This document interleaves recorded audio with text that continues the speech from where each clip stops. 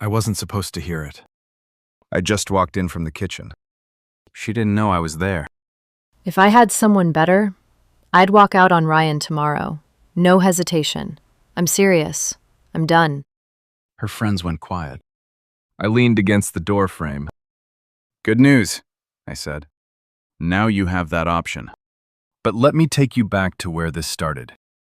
I came home late that Tuesday because a client kept me an extra hour. The moment I stepped into the kitchen, I saw the chipped blue mug I'd rinsed that morning, sitting near the stove where I'd left it to dry. Diana was at the counter, arms crossed tight, eyes sharp. Ryan, why do you always leave things like this? It looks careless, like you don't even think about how this place looks. I looked around the kitchen. Counters wiped, trash taken out, groceries stacked. I'd done most of it before leaving for work. It's a mug. It's drying. That's not the point. You just put things wherever you feel like it. No thought, no consideration. It's like living with someone who's still figuring out how to be an adult. I let her finish. Tell me what's actually wrong. Forget it. You wouldn't get it. You never do. Just try to be less sloppy, okay? Is that too much to ask?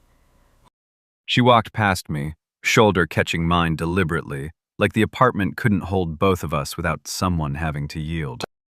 That night, when I made dinner, she hovered behind me, redirecting where I set the spoon, repositioning the salt. When we went to bed, she turned her back hard enough to shift the mattress. I lay there listening to the quiet pulse of her phone as she texted someone. Steady, patient. Whoever it was, she wasn't in a hurry. The mug wasn't the issue. Anyone paying attention could see that. It was something bigger.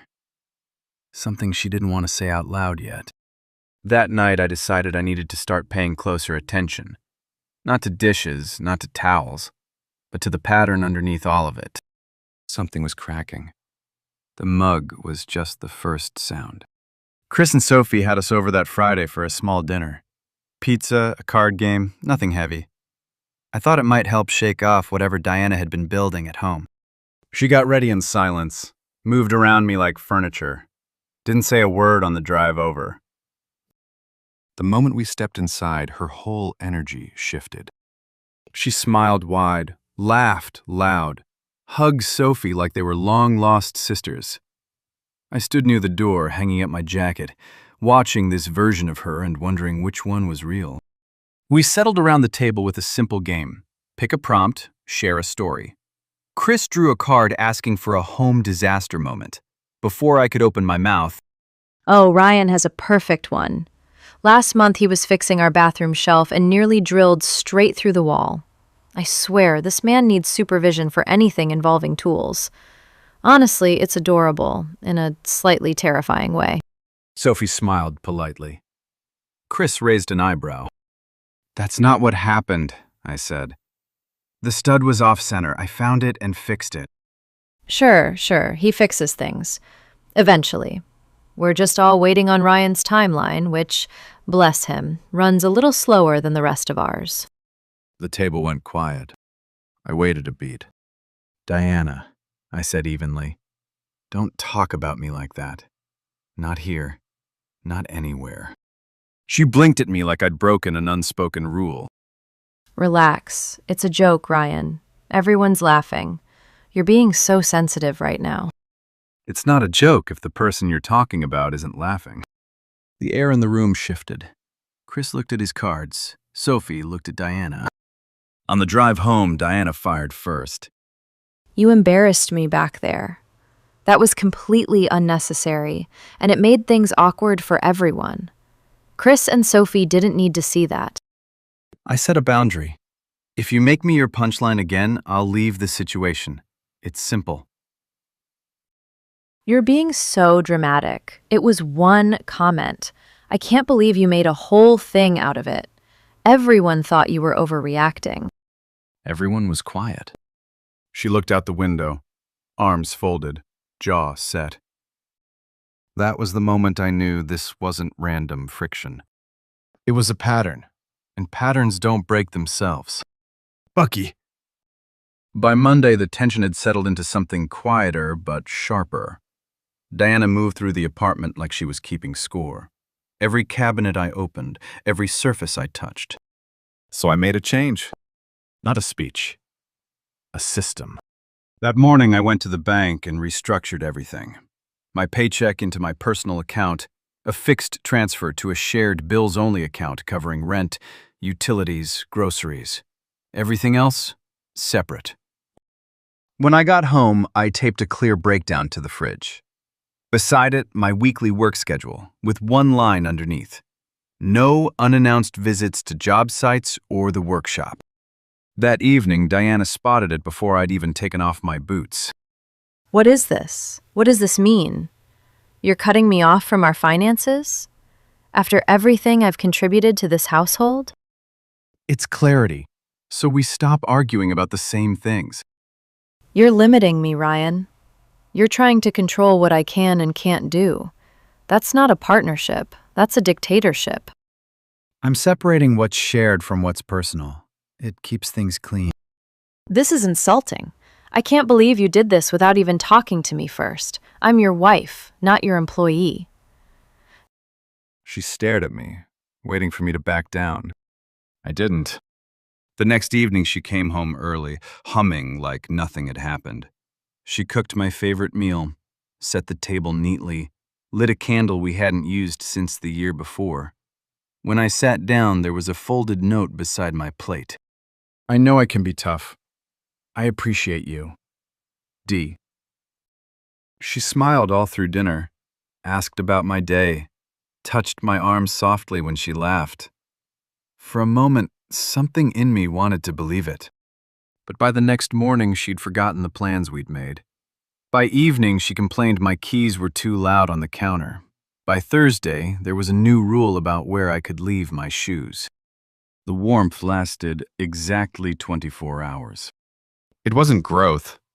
It was a performance. By the end of that week, Diana insisted we go to a birthday gathering for one of her coworkers. I wasn't in the mood, but she framed it like a test. It matters, Ryan. These are my colleagues. They need to see that we're solid, that I have a partner who shows up. Is that really so much to ask? Solid wasn't the word I'd use. But I went anyway. The place was a dim bar with loud music. Diana lit up the moment we walked in, laughing fast, moving fast, working the room like she was running for something. She introduced me with a grip on my arm that felt less like affection and more like a leash. This is Ryan, everyone. He means well, truly. But I basically have to approve everything before he does it, or the house would just fall apart. He once installed a curtain rod sideways. I had to fix it myself. Honestly, I don't know how he'd manage without me keeping track. A few of her colleagues chuckled. A couple glanced my way, unsure whether to laugh or look somewhere else. I didn't raise my voice.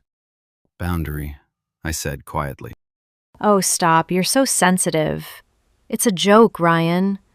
Everyone here knows I love you. They're just laughing. I finished my drink, set the glass on the bar, and spoke calmly. I'm heading out. You're kidding me right now. We literally just got here. Do you know how this looks? Do you even care? You crossed the line. I told you what would happen. I didn't wait for a reply. I walked out, took the car, and drove home to silence. Free creature. The following Thursday felt ordinary enough. Quiet morning, steady workday. I came home a little later than usual, heard voices drifting from the dining room. Diana had 2 friends over, Jessica and another colleague I recognized. Wine on the table, laughter sharp enough to cut through walls. I wasn't trying to listen. I just wanted a glass of water. I stepped into the kitchen, reached for the cabinet, and stopped. Diana's voice. Clear. Unguarded. Like she'd forgotten the walls were thin. If I had someone better, I'd walk out on Ryan tomorrow. No hesitation. I mean it. I'm stuck here and I hate it. If someone with more going for him showed up tonight, I would be gone so fast it wouldn't even register. I've been thinking about it more than I should. Jessica whispered something. Diana kept going. I'm serious. I'm not happy. I haven't been happy in a long time. Ryan is he's fine. He's safe. But fine and safe isn't enough anymore. I deserve more than fine. I set the glass down, walked to the doorway, leaned against the frame. 3 faces turned. Diana's went white. Good news, I said. Now you have that option. Tonight. Ryan, you were listening? How long have you been standing there? Long enough. That was a private conversation. You had no right to. You were loud, and I live here. Jessica looked at the floor. The other friend reached for her wine glass and didn't let go of it. It was just venting, Ryan. Everyone vents. You're taking this completely out of context and blowing it up into something it isn't. You said you'd leave if you had better. You have the option. Today. I'm not arguing about it. So what, you're kicking me out? Over one conversation with my friends? That's insane. It's not one conversation. It's a pattern. And tonight it's clear. I went to the bedroom, pulled out boxes, came back to the dining table and began folding her clothes, methodically, neatly, without slamming anything.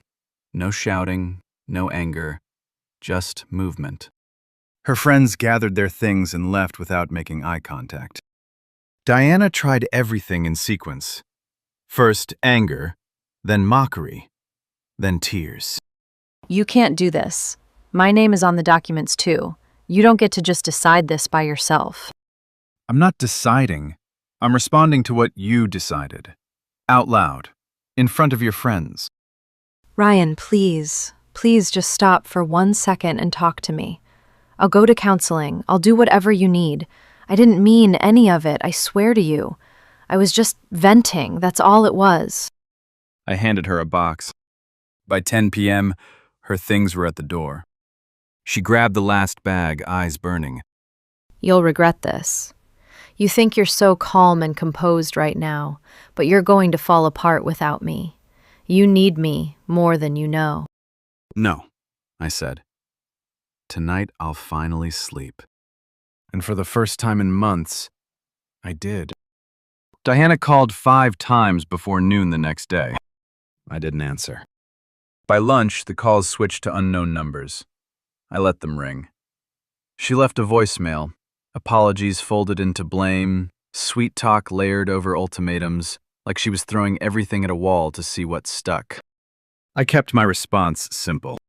At 3 p.m., I sent one email.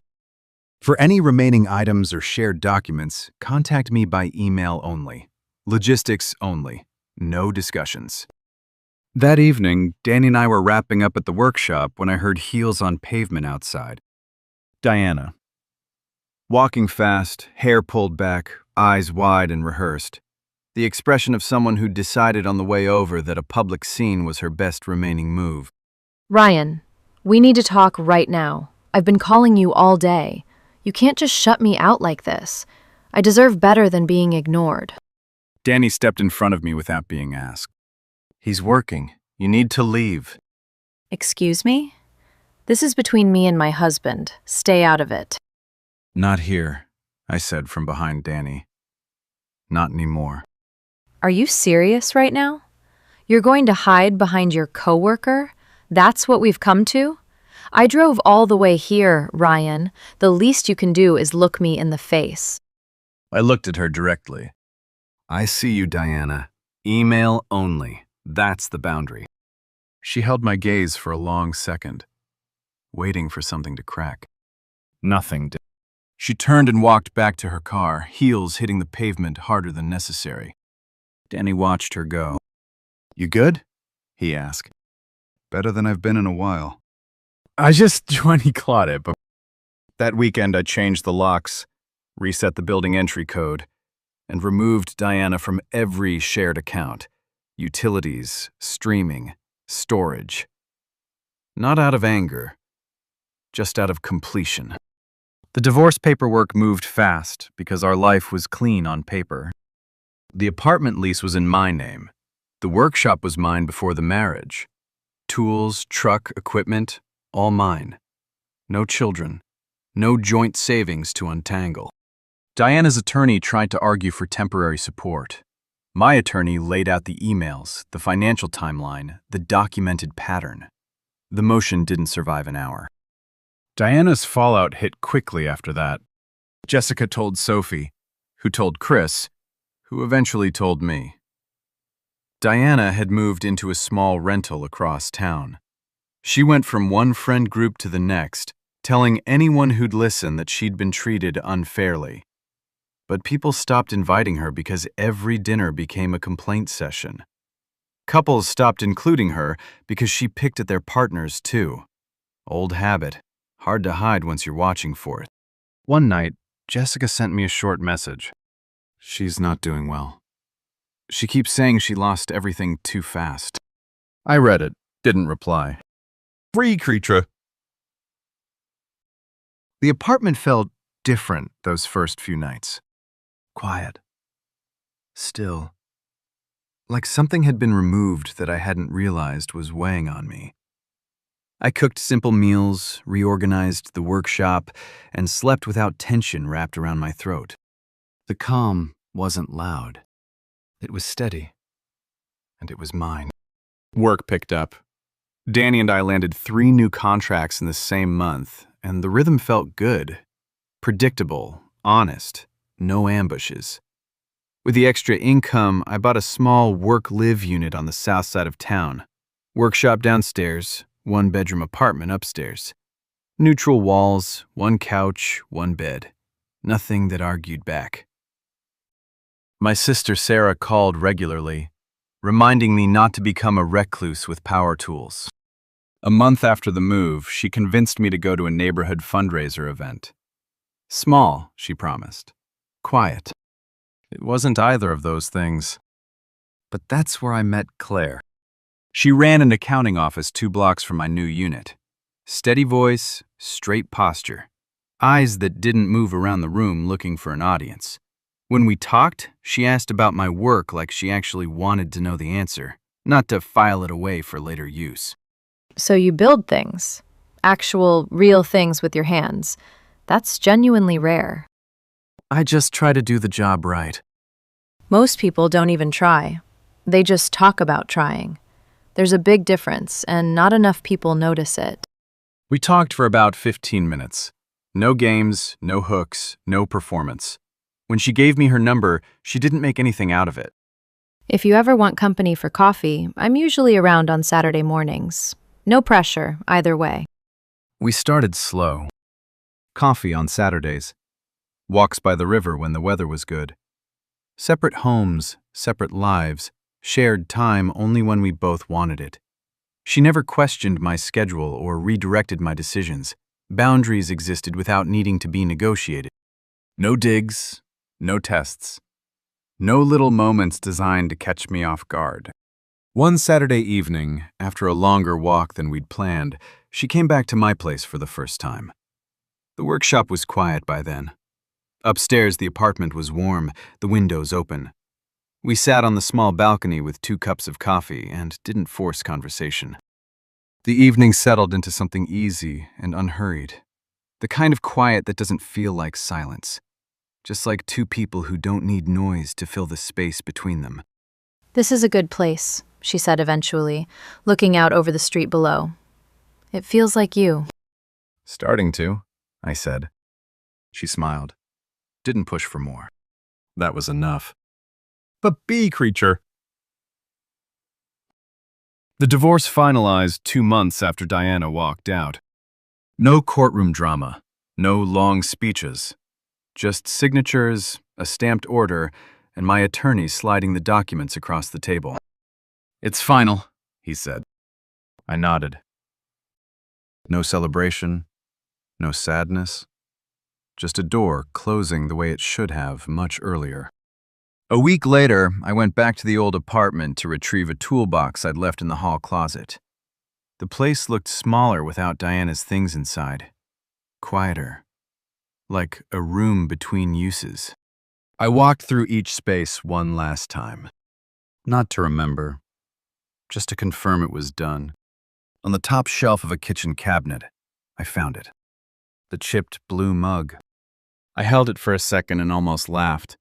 Not because it was funny, but because of how clear the signs look once you're finally out of the fog. It was never the mug, never the shelf, never the tools or the shoes or the jokes. It was respect. Always. I set the mug on the counter the way she used to hate, upright, slightly off-center, and walked out without looking back. Left the key beside it. That night, back at my place, I sat on the small balcony above the workshop. Claire came by with 2 coffees, handed one to me, and sat down without forcing conversation. How was the day? Simple. Simple is underrated. Most people don't know how good simple actually feels. I leaned back, felt the evenings settle around me, steady, unhurried, mine. People always try to find a moral in stories like this. There isn't one. Just a rule I learned the hard way. Don't negotiate your dignity. If someone shows you who they are, especially when they think you're not listening, believe them and act accordingly. That's what ended her options. And that's what opened mine. That's where this story ends. Thank you for listening. If this one stayed with you, subscribe, leave a like, and turn on notifications. See you in the next one.